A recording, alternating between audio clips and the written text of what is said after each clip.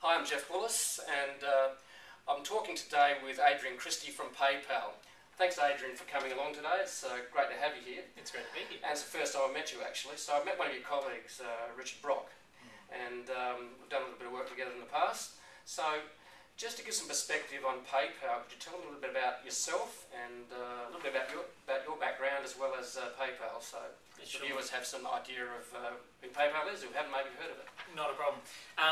I handle communications here at PayPal, so I think it's a very exciting time to be doing that for PayPal because the industry, as we'll discuss today, I'm sure, is really evolving quickly, and there's a lot of information out there and misinformation.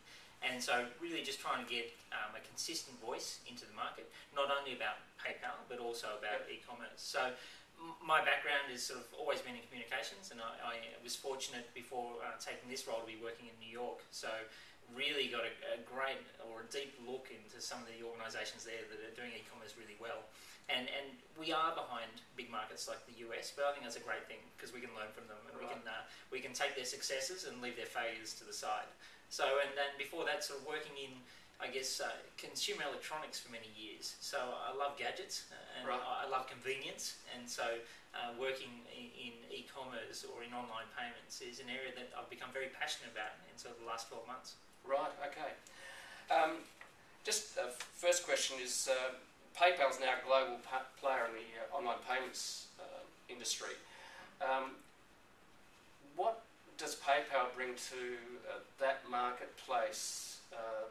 Can you tell me more about that? Yeah, sure. I think if you look at PayPal, we're built from the ground up for online secure payments, and so we saw a gap in the market, or there was a gap in the market that eBay highlighted back when they acquired PayPal. And so in around December '98 PayPal was founded. And really the principle is that your financial instruments, when I refer to financial instruments, I'm talking about your credit card and your debit card, and also your savings and your check accounts, so those BSB numbers or SWIFT accounts in other markets.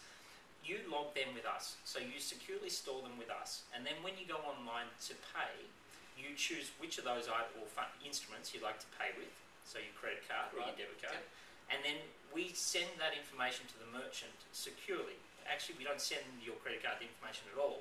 We send encrypted files, so information is never shared with the merchant. That means the merchant doesn't have to worry about the security because they're not faced with the information, your financial information, and the person who's buying the goods doesn't need to worry at all. So that's our business, and so we've got two customers, and one is the person who is buying things, and the other customer is the merchant, the person that's accepting payments with PayPal. Right. So you actually add another layer of trust to the buying process, is that correct? Well, we added a layer of security. So what it means is that you don't need to worry about your financial and personal information being littered around the internet. We take care of that for you. Right. But in addition to that, we have highly advanced fraud and risk models to prevent the fraud from ever taking place in the first place. And another layer on top of that is we know the buyer and the seller. So if something should go wrong, we have recourse. And so we have some buyer protections both for the seller, for the buyer rather, and also for the seller. So if something's not received, we can have you covered. If the item's different from how it was described, we've got you covered. And then also your standard unauthorised transactions and all the rest of it. So we cover that as well. Right. So what makes you different to the other credit card players is that you add this, I suppose, intermediary that protects the card information being stored on the seller's environment, where they could actually use that to actually buy other things if they were fraudulent. Yeah, that could be the case. Or if somebody was logging sort of data off somebody's website, and you're putting your credit card details in there and they were stolen, that won't happen if you use our solution. So we sit on top of the credit card players and the schemes, but so we actually work in partnership with them. So if you've got a Visa and you're using that to purchase the item, when you use PayPal, if you choose to pay with your credit card, you're still using Visa. Right. Okay. So Visa is still processing the transaction. It's in the loop. Yeah. It's in the loop. Okay. Yeah. Right. So one thing that's really emerged in the last, I suppose, couple of years, especially in Australia, has been mobile, and also the fact is that in Australia, I think the number's about 3% of all retail is actually done through online stores. Whereas in the US, I think it's in the 9-10% range. So where do you see the Australian online market going in the future? Yeah, sure. 2010 was our largest growth year for e-commerce in Australia, and we saw around 11% compound annual growth in that year. So it sits around $26 billion in Australia if you include travel. So that's how the market is categorised at the moment. We see that growing, I guess, in the next couple of years by 11 and even maybe pushing 12%. So we're seeing massive growth in e-commerce. Whereas retail's just sitting at about 2%, 3%.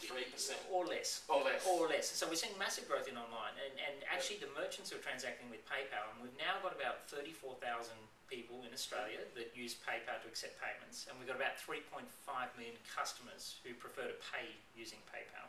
So of the 34,000 people that accept PayPal in Australia, we're seeing 19% annual growth for those businesses. Wow.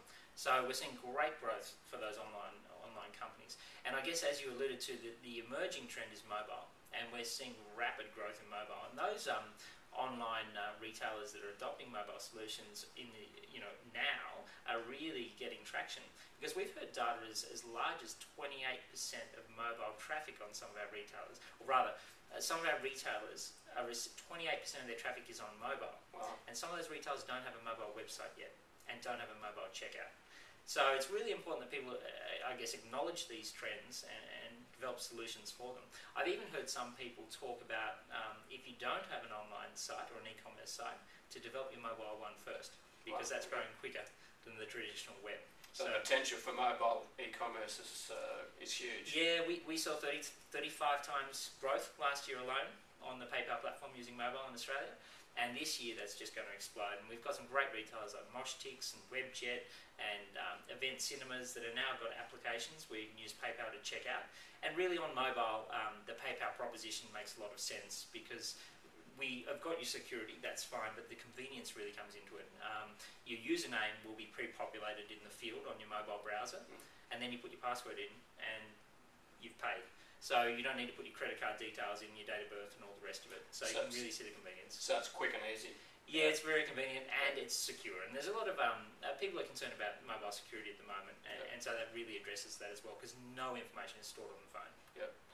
We just did a couple of applications in Magento last year for one of our customers, Games Paradise and Toys Paradise, and I think before Christmas they were so busy they actually had to remove offers and other things, and I think PayPal actually shut them down for a couple of hours because there was alarms went off because there was so much traffic. It wasn't that there was fraudulent activity, it was just that their sales were just so high. So we've got about 2,000 staff working around the clock on risk modelling. Wow. And so when we see explosive growth that's out of any seasonal patterns on websites, we do what we call a soft hold on those accounts. So that means money can still come in, so the business can still take place, but it means you can't draw down on those funds at that time. Okay. So that's probably what happened in that circumstance. And nice problem to have. Well, it's a very nice problem to have, and we always, that's a 24-hour service, so as soon as that happens, we're on the phones to the merchant saying what's going on, and they might say we're 50% off deal and we got it promoted here, and we're managing heaps of load. So it's a nice problem for any business to have. The other thing about online too is that we're finding some of our bricks and mortar companies are actually putting up websites. Some are starting as a pure online play, others are starting as bricks and mortar and then going online.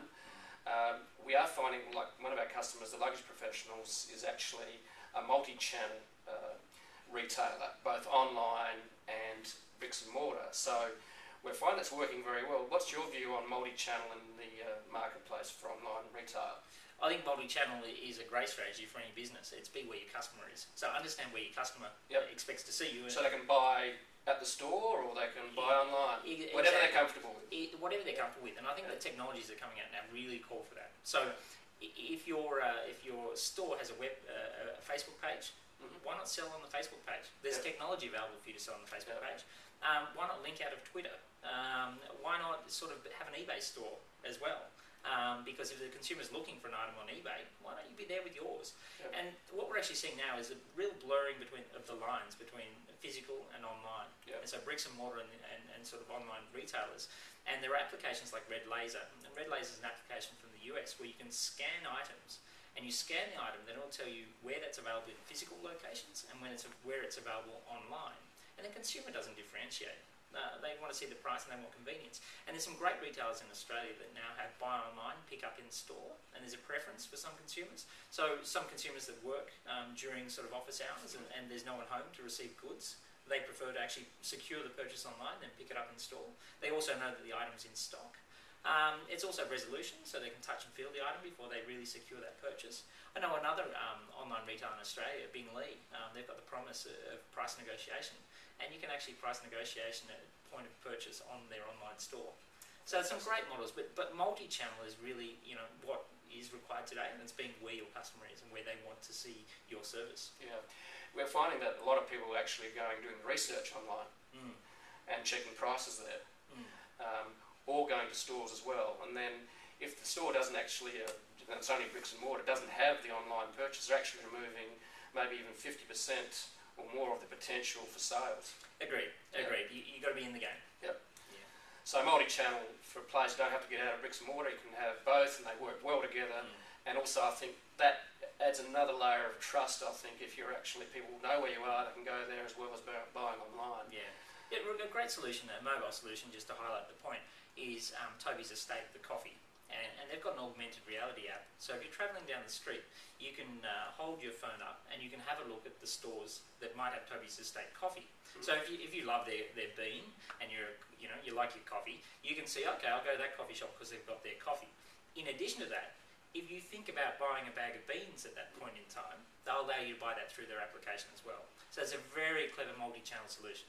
Right, so you can have a lot of fun with it, it's a lot of creativity. It's a new frontier, it's a bit of the wild frontier sometimes, but certainly in Australia the upside is huge. With, just to catch up with the US, we're actually looking at 300% growth, really, just to reach that market.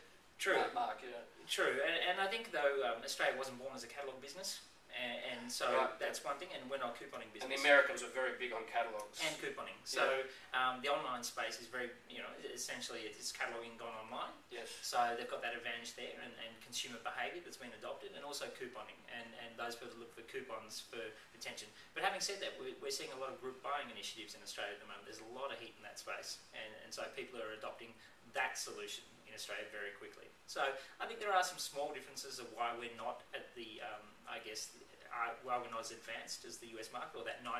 Yep. But we're growing very quickly. Yep. So thanks very much for your time today. It's really appreciated. It gives a bit of an insight into PayPal and also the industry. Thank you very much for joining us today.